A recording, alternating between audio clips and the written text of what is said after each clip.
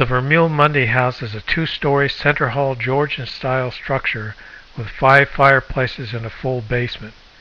The house, which was built by Dr. John Vermeule about 1800, provides a good example of early Dutch-English framing that survives largely unaltered from its initial construction. The date 1799 was found inscribed over the basement staircase, but the significance of the date or who wrote it is still a mystery. Original doors, moldings, and plaster are found throughout the house. The first floor has 4 rooms, each with its own fireplace. A center hall with a front and back staircase separates the downstairs rooms. The floor plan suggests that the house was designed for a large household staff. Archaeologists have uncovered a foundation of an exterior kitchen at the rear of the house. Pottery fragments and other artifacts point to a date of the structure no earlier than 1800. The house is located on a 2.2-acre lot, which is all that remains from the original 118-acre tract purchased in 1768 by John's grandfather Cornelius Vermeule from John Lang, a Scottish Quaker. The property is located on the west side of the road, then known as Quibbletown Gap Road. Cornelius Vermeule was a wealthy landowner from Bergen County who had purchased 1,200-acre tract on the east side of the road in the mid-1720s. During the Revolutionary War, both John's father, Adrian, and his grandfather were patriots and members of the Somerset County Committee of Safety. Cornelius turned his plantation into a military base to protect the surrounding area and access routes through the Watchung Mountains. Known as the Blue Hills Fort, the base and garrison was under the command of General Winns. Adrian was a Minuteman and a dispatch rider. Following the fall of New York City to the British in 1776, he supported the local resistance by scouting enemy positions, carrying dispatches, and organizing surveillance. On January 7, 1777, he had been on a mission near the enemy's base in New Brunswick. As he passed through Quibbletown, now known as New Market, a British patrol wounded and captured him. Adrian languished in the notorious Sugar House prison in New York City until he died on March 9th, leaving behind a wife and 3 young children, including John.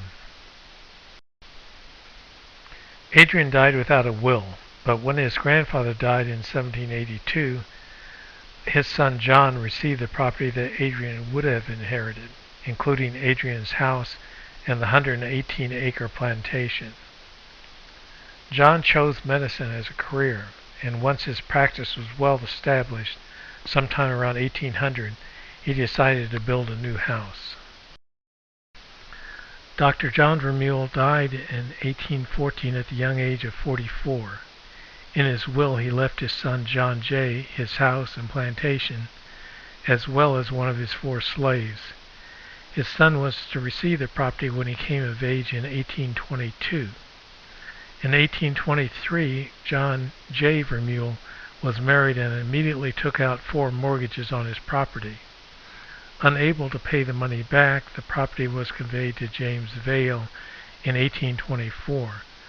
James was a descendant of John Vale, one of the 2 brothers that were the original settlers of Greenbrook.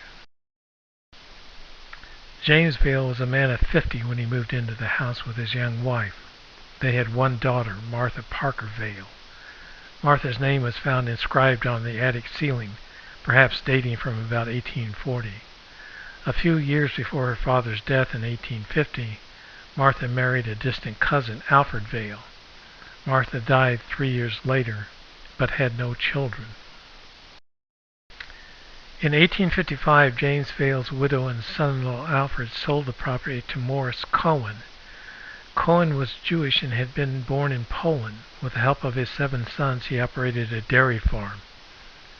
In 1868, Cohen sold the property to investors seeking to profit from a railroad that was to be built between the property and the first Watchung Mountain. The railroad was never built, and the farm was sold a number of times while being rented. About 1890, Abraham Poole Voorhees rented the farm and eventually purchased the property in 1901. Voorhees had a son and a daughter by a first wife and 2 daughters by his second. Voorhees died in 1914, and his youngest daughter married Arthur I. Mundy the following year.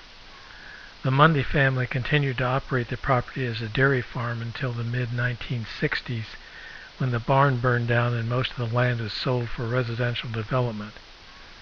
In 2009, Gilbert Mundy, Arthur's grandson, sold the property to Greenbrook Township along with an extensive collection of artifacts. The Vermeule Mundy house, which is being restored by Greenbrook Township, will become a house museum. It is listed on the New Jersey State and National Register of Historic Places. Once completed, the house and collection will be interpreted and put on display in its original setting. The museum will provide future generations a window into Greenbrook Township's history.